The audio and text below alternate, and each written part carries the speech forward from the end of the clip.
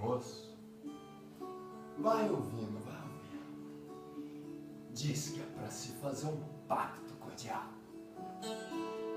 Quer dizer, para fazer aquele negocinho com o cujo, o demo, o capeta. O senhor tem que fazer assim, vai.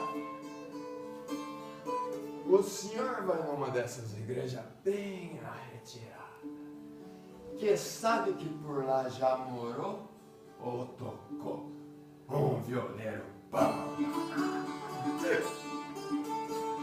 E o senhor vai sozinho, sozinho de tudo.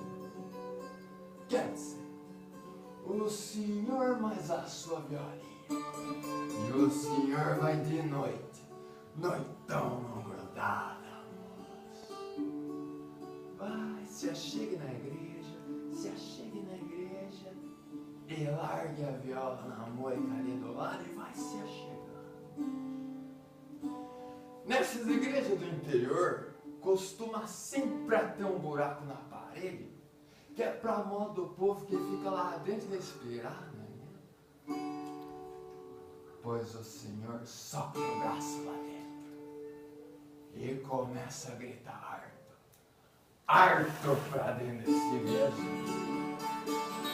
O nome do otário do violeiro que é pra tocar daquele modo, só mesmo tendo feito um pacto com o diabo. Ah, moço, grita o nome do otário, grita o nome do otário.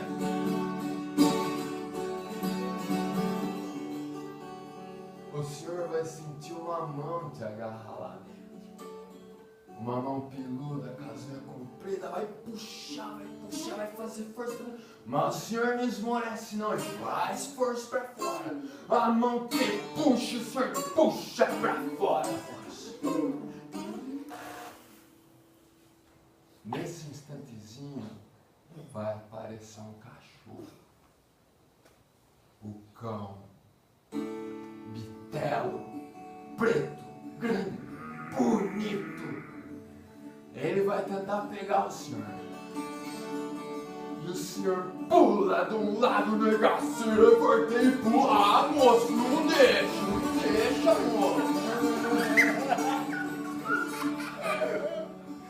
A hora que o senhor conseguir chegar na sua violinha, sem o cão ter relado no senhor, e sem o senhor ter triscado nele, é só começar a pontear a bicha, que os toques de viola já vão estar tudo morando nos seus dedos. Ah, moço, vai ouvindo, vai ouvindo.